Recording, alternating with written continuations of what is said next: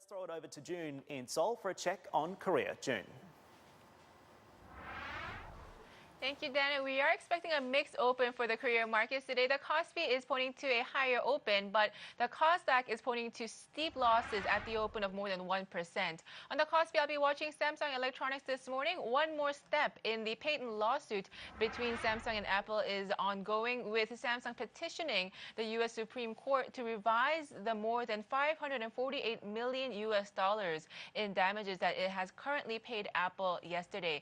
Samsung has paid Apple this payment yesterday for the patent lawsuit verdict coming from 2012.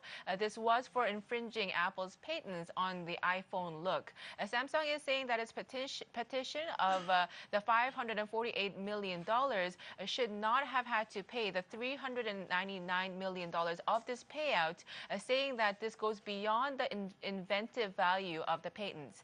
Samsung is saying that it will be paying the total amount of profits from the sale of the smartphone, and they're saying that this is where the problem is.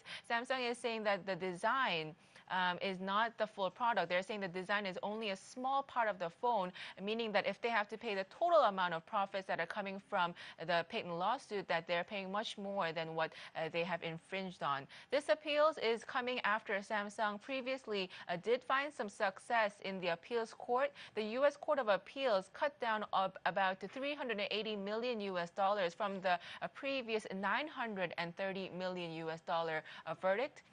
In 2012, the appeals court at that time said that the iPhone's appearance could not be protected through trademarks and patents. So Samsung is trying their hand again to lower the amount that they have paid Apple. So we'll be watching for a reaction on this. Also, we are expecting a sharp drop for SK Group shares. SK Hynix, SK Innovation, and SK Telecom are pointing to a drop at the open, with SK Hynix expected to post the fourth quarter earnings below the current market consensus.